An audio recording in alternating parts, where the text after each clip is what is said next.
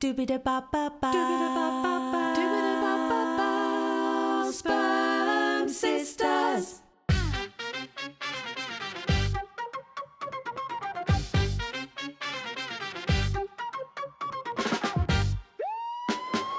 This is a story about sisters, just not the kind that you're expecting.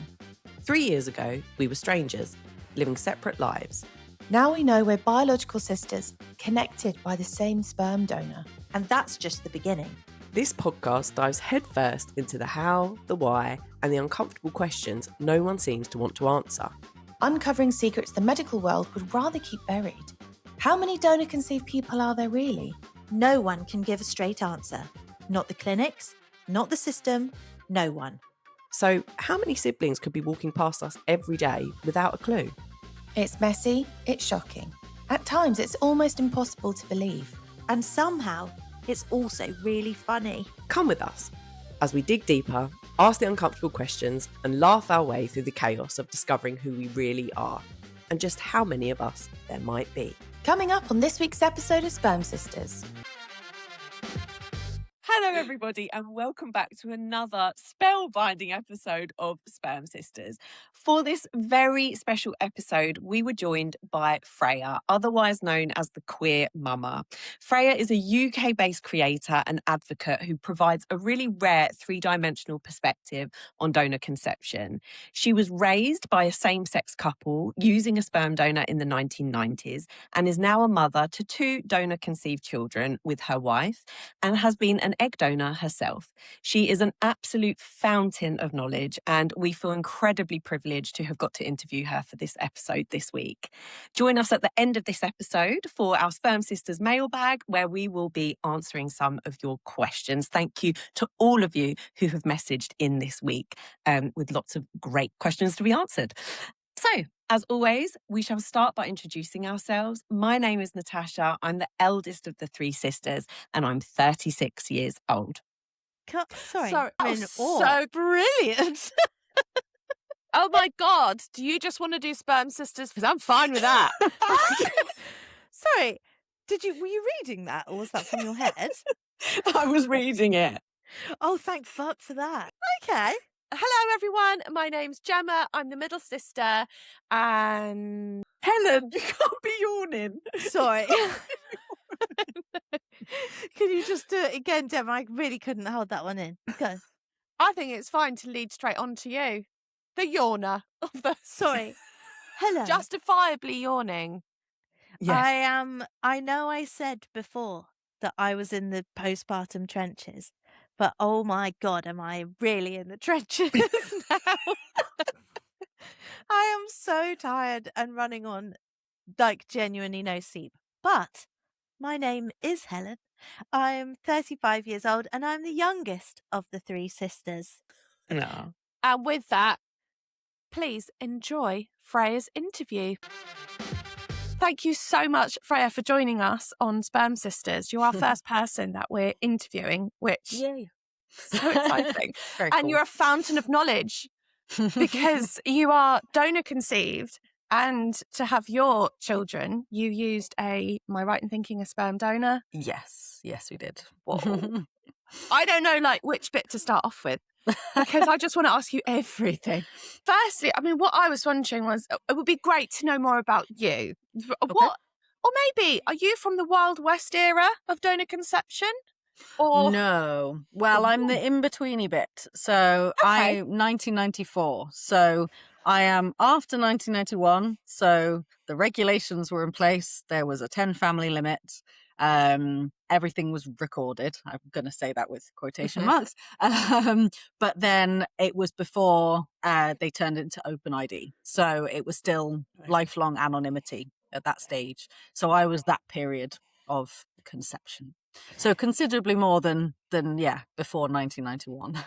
But Yeah. did you ever receive any, before you traced your donor, did you ever receive any information, like identifying information at all, or no? No. So I got a letter when I was 16, and it was an update, again, quotation marks, because it wasn't, but they claimed it was an updated kind of profile on the donor in terms of his career, I think we got job, but that was considerably wrong. That was still the job when he donated, and he was a student. So yeah.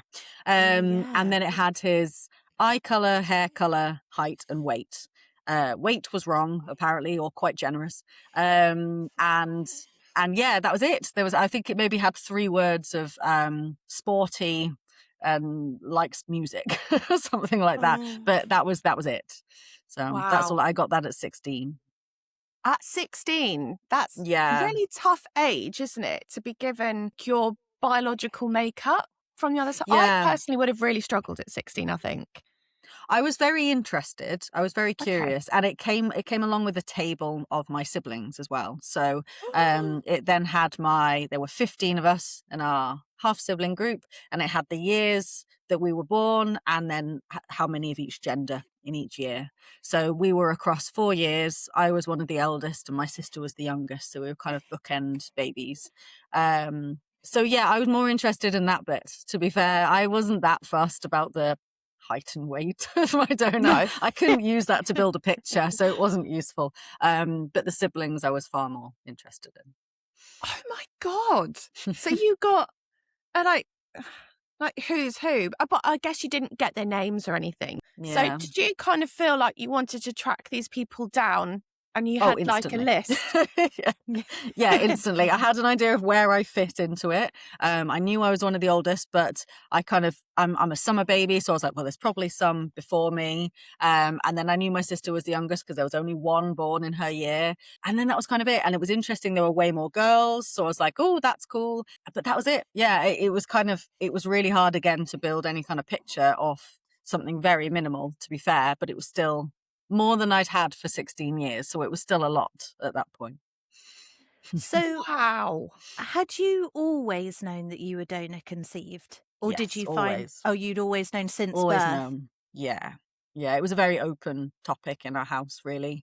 I don't particularly remember finding out for the first time. So it was literally just always talked about. Yeah, which now obviously is the recommended route. Yeah. And from your experience, do you think the fact that you'd known all your life that maybe, I don't know, I'm putting words into your mouth. Is that why you didn't focus so heavily on the donor side of the information that you had received and maybe the sibling side?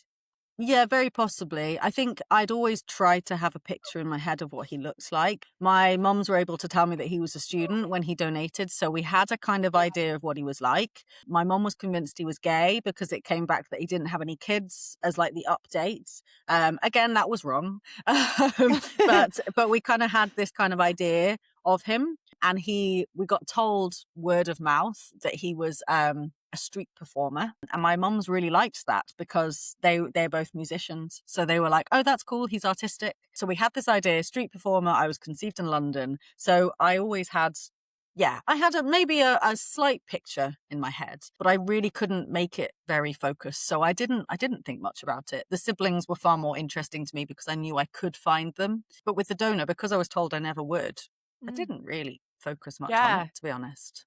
Yeah. Oh my God. I just can't imagine. I can't get over just the whole thing of like being given a list of people. And then you must have just like looked at others walking around the place thinking, we look a bit similar. Oh, yeah. I still do. Do they know?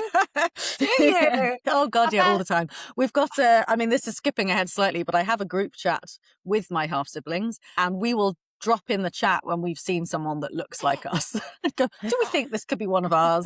Like, it's got the same nose or something like that. We do that all the time. Wow. So, yeah. I mean, have you since tracked all 15 of you? No, there are, and I have to work this out every time. I think there are 8 of us in contact with each other. And then we recently got an updated list, and there were 2 more on that list. So there are actually 17 of us, not 15 of us. An updated list? Yeah, so my donor removed his anonymity with the HFEA, which he wasn't aware you could do. I don't think many people do know you could do. And when he did that, he got sent a letter from the HFEA saying, okay, here's a list of your offspring. And for the most part, the table was the same as ours, but there was one that was an added year after my sister was born. So that was like, oh my gosh, we thought she was the youngest. And then there was another one where it said, we don't know whether this person had a live birth because it was never reported to the HFEA. So they knew of a pregnancy, but we've since discovered that brother. And he was like, oh yeah, my mum never went back and told the clinic that I was born. So so we've tracked down that one already. But yeah, so we suddenly expanded by 2, which is why I'm always a little bit hesitant to actually number how many of us there are, because it still feels a bit of an unknown, to be honest. Yeah. We always feel like we're waiting for an update. And there's not many of us that we're aware of. There are probably, we are assuming hundreds. There must be so many more. But apparently girls are more likely to go searching than boys are. Interesting. Can't remember where I've read that, so we'll have to do like a little fact check. But I know that is true. So I do, and our side is currently all girls. So I wonder if that's why. Yeah. Well, actually, out of the siblings that have found each other, there are less girls in our current sibling group going on. There's 4 girls. Oh no, oh my gosh, yeah, we've equalised. We've got a new one. See, this is it. I can't keep track because we have them join. We had 2 new ones last year. And so, yeah, my total keeps changing in my head. But we've got there's a staple 4 of my siblings that I've known for quite a while now. So they're always the kind of staple lot. So there's 6 of us that have known each other since 2016. So we've had a while of knowing each other. But then the others have joined in, which I think is harder. I think it's harder to be a sibling joining an existing sibling group. How do you approach that as a group when you get someone else added to the list? Do you kind of have a Cobra style meeting and then get together? So I have been somehow appointed, and my donor does joke this, that I've become the kind of a leader of it. I was the first to make contact with him, and then I was the first to make contact with some of my half siblings. So I've then done all of the introductions and managed all of that. As the older sister, I've just taken that role. I've just gone, okay, I'll manage these emotions. I think we're related. That's me. But every time we then match with a half sibling, it's generally me finding out, because I'm the one on the sites. So I'm on Ancestry, I'm on My Heritage, and I'm also signed up to the donor sibling link. Now, I think a couple of my siblings now are, because obviously I've matched with them on it, but they're maybe less active or less interested. So I'm generally the one that gets it first. So I will get, for example, last year I was sat at the airport about to do a 9-hour flight to America. And I got literally sat at Heathrow, got an email saying, you have new DNA matches. And I don't know if you guys, I get them constantly, but they're like fifth cousins. They're so boring. So I just clicked on it. All right. And it was brother at the top. It was half brother. And I was like, oh shit. And I was sat with people that I wasn't actually that close to. So I was kind of going, I don't really know what to do with this. And I instantly just took a screenshot and put it straight in our group chat with my siblings. Because I was like, I'm about to do a 9-hour flight. These guys can go and do some digging on that name. Mm-hmm. So I just dropped it in, and they then went nuts and did their searches. So actually, by the time I got off the plane, they'd done a whole deep dive. So we kind of work as a team, but I generally am the one that, facilitates it or starts it. Yeah. Oh my God. I wonder if that's the same with all donor sibling networks, because you do need someone at the forefront. Yeah. I think one that pushes. I think you need a leader to organise it. It's chaos otherwise. It is. Or I'm telling myself that anyway and make myself feel better. Yeah.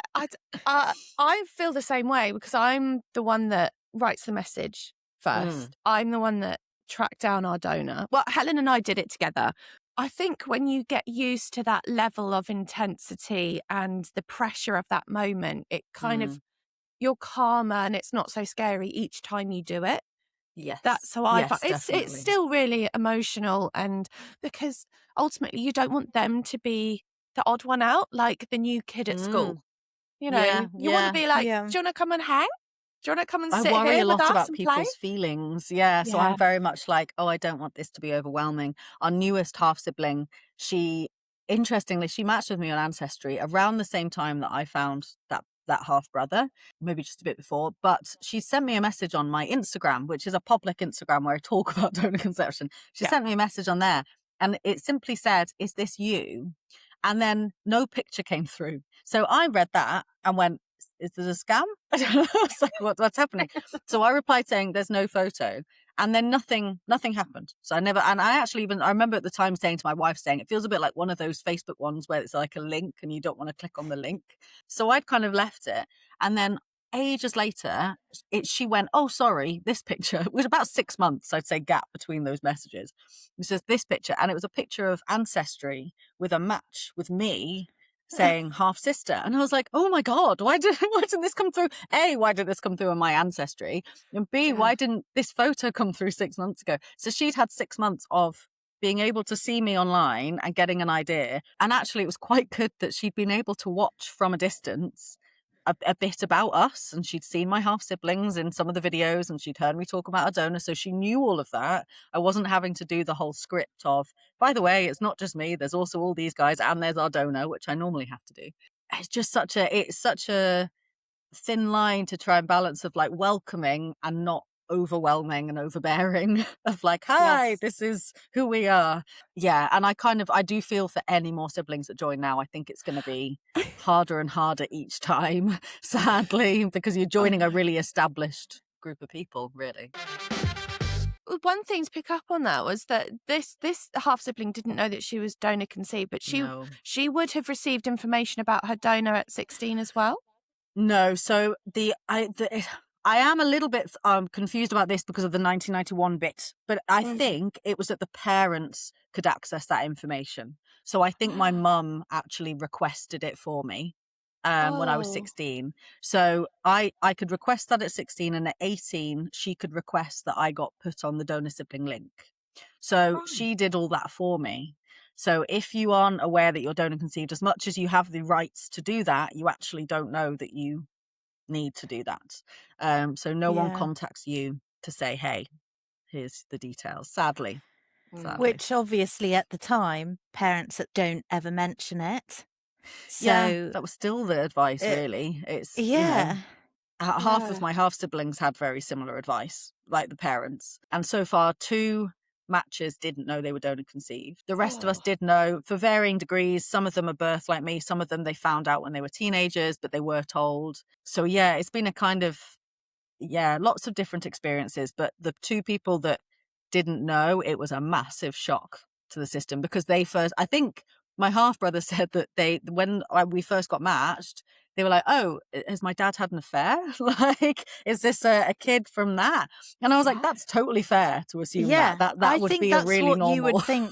I think that's what you would think before anything else. Absolutely. Yeah. Especially age-wise, we're very similar in age. So it was just that kind of, oh my God, my dad slept with someone else. Yeah. So actually a relief, I think, for him when he went, oh, no. Thank God. So going back to your mum's going through the treatment, and obviously you yourself have gone through the treatment as well. Yes. Did you feel like that was kind of like a really, I don't know, like an encouraging environment to be in? Because you're like, my mum's went through this and I'm going through this as well. Was that quite like a heartwarming moment, or do you think it was trickier? No, it was lovely, actually, because we didn't give it much thought. I've always known that I'd need to use a donor. Like, me and my wife got together quite young. We've been together since I was 19. So we did know when we had kids that would be the plan. We had we went through stages of how we were going to do it. We did think about going with a clinic abroad. We did think about shipping. You used to be able to ship Cryos, which is a Danish sperm bank, to your home address in the UK. And we kind of liked that idea of actually, I didn't want anything. I didn't want all of the surgical stuff. I didn't want it to feel really clinical. But then the law had changed by the time we got around to that, and they didn't ship to home addresses. And we were like, well, if we're going to have to go with a clinic, let's go with a local clinic. And this was long before I'd even really thought about all of the ethics of massive sibling groups abroad. And I didn't know any of that. I didn't care. Like, it was really, all my head went was, I'm pretty chill being donor conceived. It'll be fine. That was kind of how I went. And I'm ashamed to say I didn't do any more research. But luckily we ended up going with a local sperm bank, and they were brilliant. But by the time we got to that point, we did all our tests and they were like, oh, IUI will work for you. You're quite fertile. And we discovered that my mum had actually had IUI for me. So I was like, that's quite nice, not IVF. And it worked first time. And it worked first time for my mum with me. So that was quite nice. It felt like a mirror image. Me and my eldest daughter are a week apart. So actually me and my mum were doing all of that at the same time in the year with the same treatment and everything, which was very nice. And then with our second daughter, it worked first time. And with my mum, with my sister, it worked first time. So all of that kind of mirrored. I've got 2 daughters. My mum had 2 daughters, dark hair blonde. So all of it has been very, it's felt very sweet to watch that kind of mirror, I don't know, 25 years later style thing of getting to live the same experience. And especially because my biological mum is not alive anymore. I didn't get to ask her all of those questions, but I was getting to live that the same way she did. So it made me feel closer to her, which was really nice. Freya, that's really that's quite really got me sweet. actually. Yeah. I think that's just really beautiful. Like the fact that your mum was still part of the whole process. It's not my lived experience at all, so I don't know. I'm getting so much. It's just because I'm also a mum, and it's so hard being donor conceived and having kids, and then thinking, part of my donor story is being passed down to these people and navigating it. But it sounds like you had like a really lovely process, like a thought process going through it, which is really great. For anyone in your position who is about to start going through the treatment that you went through, whether they're same-sex couples or not, do you think there's like there's a point before you start treatment where you have to hype yourself up for it, or do you A think little bit, maybe, yeah. I think my biggest advice of that at the starting of treatment is to listen to your own body, because you're suddenly going into an environment where there's a lot of professionals telling you what to do, and they know their stuff, and that's very helpful, but it's overwhelming even if you're just doing IUI and not IVF. And yes, it's way less invasive, you don't have all the needles and you don't have all the hormones, but you're still being told by a doctor what to do. I had to advocate for myself quite a lot. I knew that I'd ovulated late, and they kept saying, you've missed this cycle, it'll be next cycle. And I was like, I know I've not ovulated yet, bring me in for a scan. And I did, and they had the scan, and they were like, oh yeah, your egg's still there, we'll do the IUI tomorrow. And I was like, I told you. And again, it worked both times for my kids. So if I hadn't advocated, it wouldn't be my kids, because it would be a different egg, which blows my mind every single time. Oh, yeah. But I was like, if I hadn't pushed to be like, this one, I want to do it now, it wouldn't have been. So, and I had to do that both times, because again, the second time around, I was still breastfeeding my eldest. And they were kind of saying, you have to stop breastfeeding or it's not going to work, you're not going to ovulate. And I was like, I know it will. I'm telling you it will. So we did a test cycle. And they were like, we won't do any treatment this one, we'll just check that you ovulate. And then I got the ovulating solid smiley face and things. So I rang up and I was like, look, I've got this solid smiley face. Can I just do it now?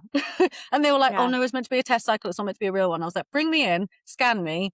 And I would like to do it now. And so they did. And they were like, fine, we'll do it this cycle. And again, it worked. So I was like, it wouldn't be my youngest if I hadn't stood there going, I know it works. Good for you. And it's really hard. I think actually I'm normally rubbish at advocating for myself, but the second my kids are involved, I'm a lot better. So apparently even before they were conceived, I was a bit better at that bit, because it kind of pushes you to be like, actually no, you've got to listen to me. But trusting your body is a big thing. If you know something in your body, you're the one that's going to know that best. Yes, still listen to professionals, and they do know their job, but do listen to yourself as well. When you grew up with both of your mums, knowing that you were donor conceived because they'd told you, and obviously that's something you've gone on with your children to just let it be the norm. Yeah. Is there anything that you took from how they raised you and your sister that you've tried to implement with your children? Or is there anything equally that you tried to do slightly differently?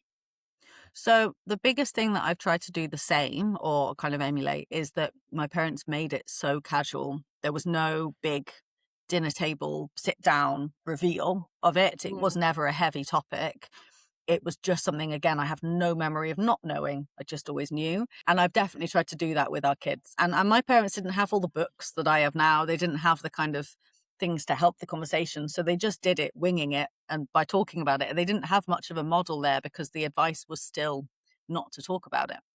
So I've tried to take that and make it as casual as possible. So for my kids, it's never a let's sit down and have a really heavy topic. It's very kind of, hey, actually you're really good at running, and your donor runs marathons, so maybe that's why. And it's just kind of dropping in stuff like that. And I think that's worked really well for my kids because they're very solid in what they know. about their donor, and I hope that it will give them that confidence that I had, because I was very chill. If someone ever questioned me on it, I was like, yeah, and like it was so not a thing. The only thing I think I do differently now is that I have to have more conversations with people in their lives. So I do talk to the school about it, about how you're going to talk about that. I was raised during Section 28, so it wasn't even possible for the school to acknowledge that I had two mums, let alone talk about donor conception. So there was another kid in my class as a kid that had two mums, and I remember the pair of us kind of were like, great, we can stick together. But it was that's something definitely that I've had to navigate very differently to how my parents were able to navigate it. That's an entirely different kettle of fish, isn't it? Yeah. yeah. God, you've lived through it all, Freya. Bloody hell. But I wonder if that's also why you are so chilled, though. Yeah, because possibly. it's like you've had so much of it the whole time that it's Yeah. sort of like, well, it just is what it is.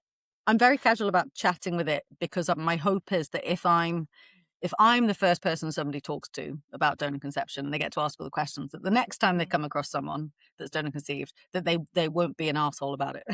They'll be far more kind of casual about it, because they've had that conversation. They've asked all the maybe vaguely inappropriate questions or curiosity and stuff like that, and got it out their system, so that the next time they're like, oh yes, I spoke about this.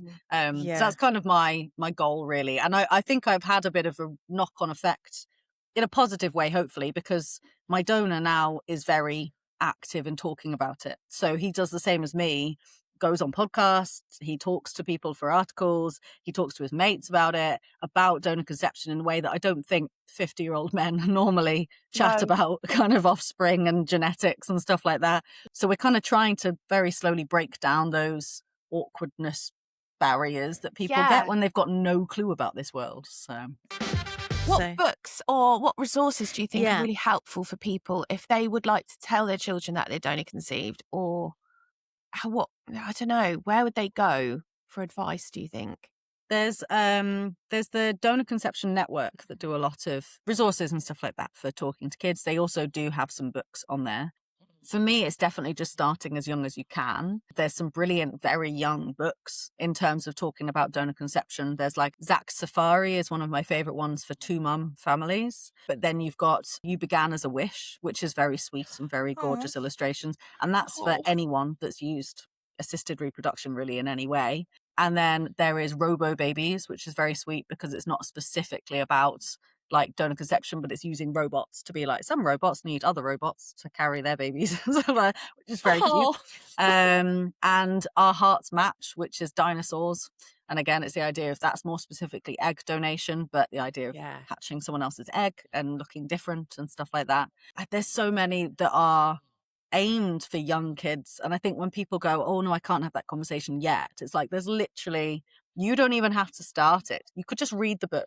just read the book and see what your kid says. And then the next time you read the book, throw in a couple more sort of personalized things about it. Like, oh yeah, we know that because you're blonde and your donor's blonde. And then the next time you read it, say, have you got any questions about that? Have you thought about that? And some kids will have no interest whatsoever.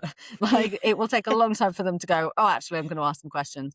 Our youngest does not care. Like, she's 3. She really does not care. She'll know about it. We read the books, but she's like, nah.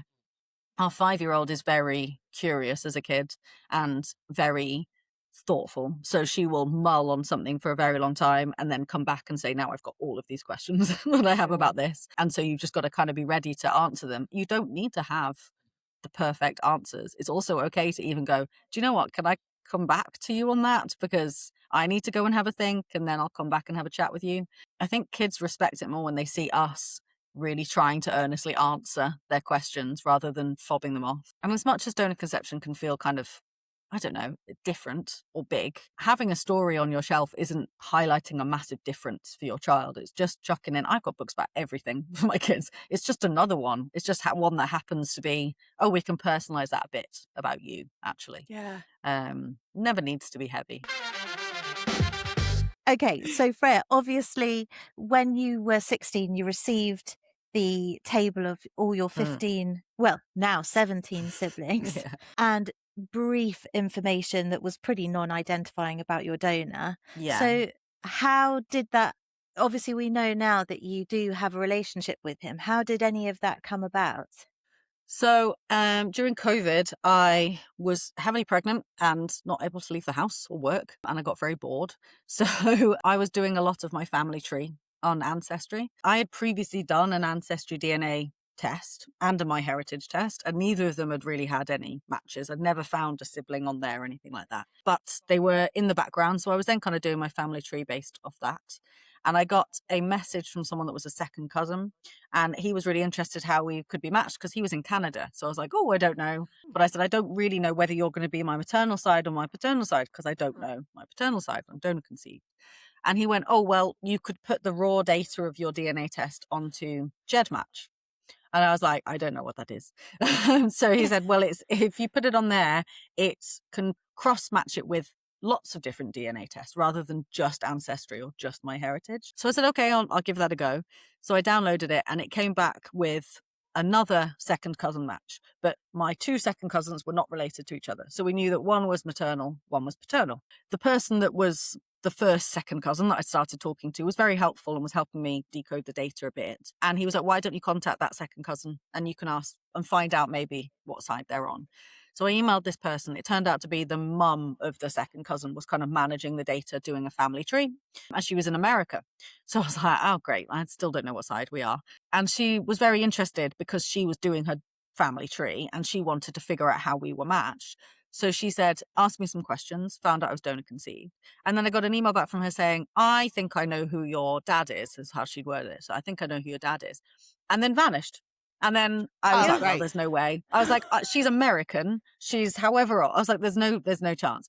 So I left it. I then had a baby. Didn't give it much thought. And when I was about 3 weeks postpartum, I was doing a night feed, sat up in bed, and I got an email at about 2 a.m. And it was from her again saying, I was right.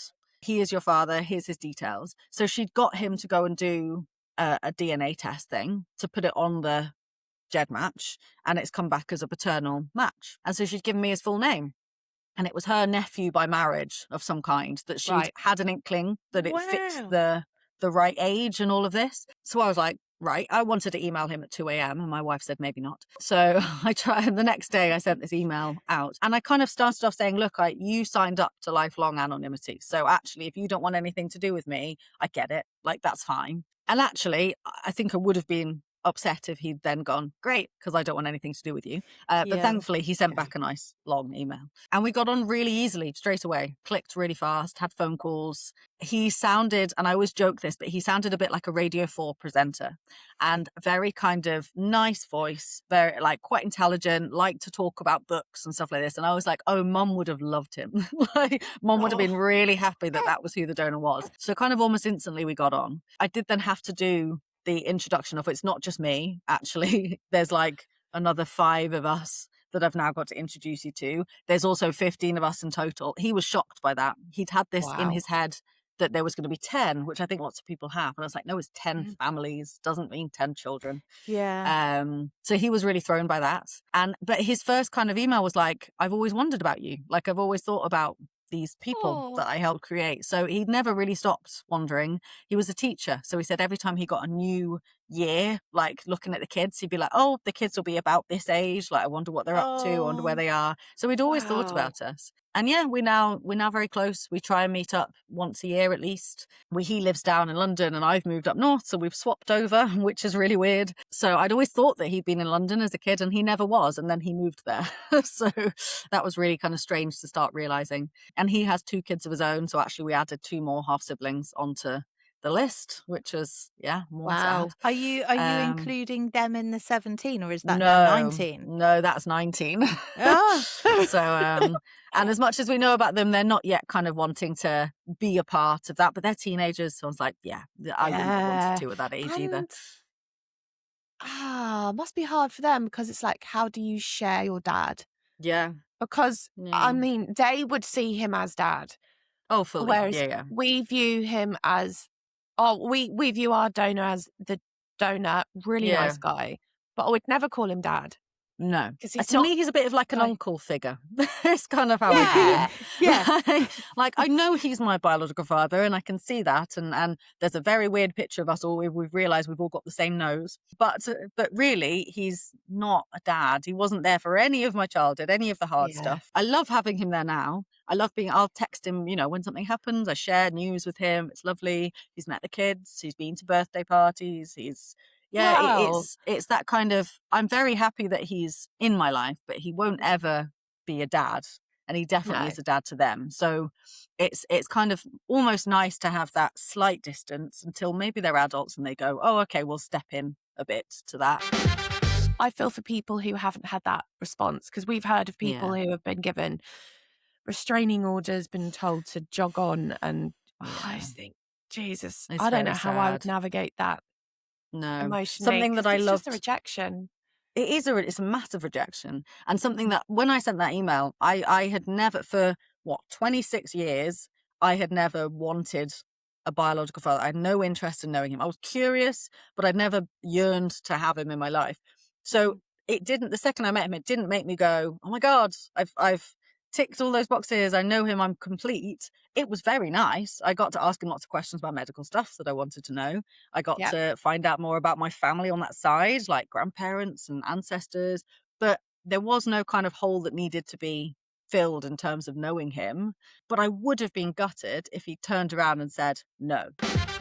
Thank you so much for sharing so much of your story with us. And if people want to get in touch with you, because you are such a beacon of knowledge. God, I'm fangirling. It's really embarrassing. I love donor people. How can people find you? So I am on Instagram and TikTok, but more Instagram as the Queer Mama.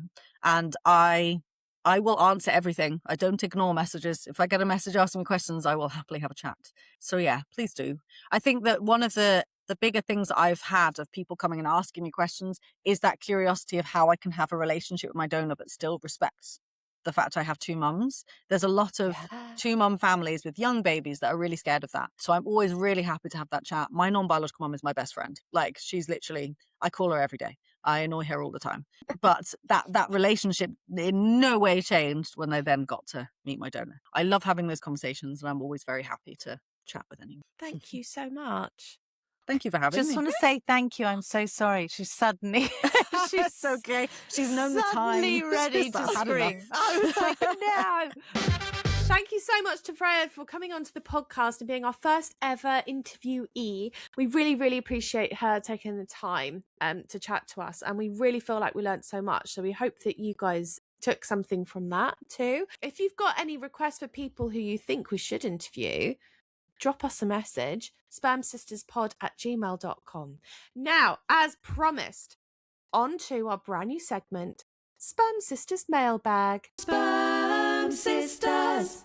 Hello. I was just listening to your latest episode around how much it costs to get IUI and IVF. If it's your first child, you're eligible to get a round of IVF on the NHS. If you already have a child, you're like ruled out. You're like, nope, you've got one. We ain't giving you any more IVFs. So what would be interesting to discuss the fairness of that. And also it's a bit of a postcode lottery because waiting lists for rounds of IVF are going to be different in different parts of the country just because of like resources, the expertise in the NHS differing, and also sort of just the number of people that are of like birthing age that are trying to get pregnant. But you do get one round of IVF. So when it comes to money and how much things cost, there is ways to make things, fertility treatment, cheaper, but it depends where you live and if you've already got a child or not. Okay, bye. Thank you so much for sending that in, Lucy. So just a reminder for those of us that do need reminding, IUI is not the same as IVF. They are very, very, very different treatments. With IUI, sperm is placed directly into the uterus and fertilization happens like really naturally inside the body. Whereas with IVF, eggs are fertilized in a lab before an embryo is then transferred back into the uterus. as Lucy highlighted, there is like a postcode lottery. Depending on where you live, you will come under one of the 42 ICBs, which is the Integrated Care Board. And they are the guys that decide what funding, what budgets go to your area for different things. Now, the people above that are called NICE. Don't ask me what those stand for, but let's just call them the nice guys. They advise what all of the ICBs should do. NICE recommend more than one round of IVF, but unfortunately, the majority of ICBs, maybe the one in the area that you're living in right now, only fund one round. That is mainly just in England, but in Wales, Northern Ireland and Scotland, the postcode lottery is better. There's not so much of a postcode lottery because it's all managed nationwide rather than individual little hubs. So we've done some fact checking and we have looked at some of the best funded ICBs as well as some of the worst funded areas. So these are generally considered, the ones that I'm about to list are generally considered the most generous because they are closest to following NICE guidelines. So the ICB Northeast London, they provide 3 full IVF cycles plus 1 cycle for eligible people aged 40 to 42, which I think is really fantastic. We then have the North East and North Cumbria ICB. They also offer 3 full IVF cycles plus 1 for 40 to 42-year-olds. And then we also have the North Central London ICB. Again, they also provide 3 cycles, although the policy is structured slightly differently from the other 2, which we won't go into for it right now, but we may in a future episode. So those are among the sort of very few areas really that come close to NICE's recommendation of 3 cycles for eligible patients under 40. Then you sort of have the next tier, but to follow this, I'm just going to go straight in with the worst funded areas. And unfortunately, most of England now really funds only 1 cycle, which is really quite sad. And many of those are only partial, so not full cycles, meaning that not all embryos that are created during treatment are necessarily transferred under NHS funding. But there is lots of campaigning happening, which through these campaigns have highlighted some really particularly restricted regions, which include much of the Northwest, including areas such as Lancashire, Cheshire, Merseyside, as well as Greater Manchester, many parts of the Midlands, and also several Southwest and Southeast ICBs.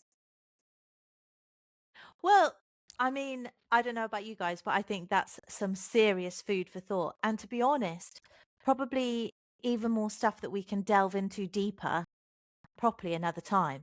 But what an interesting episode. We've had Freya's amazing interview and now such an insightful question from Lucy. So speaking of questions, if hearing Lucy's question has now inspired you to ask your own, please don't forget that we have a WhatsApp number, which we would love you to send your voice notes into. The number for that is 075 078 34096. And we can't wait to hear from you, and hopefully you might feature on the next episode of Sperm Sisters. Thanks so much for listening, guys. Bye. We say goodbye to them. Goodbye. Well done, Helen.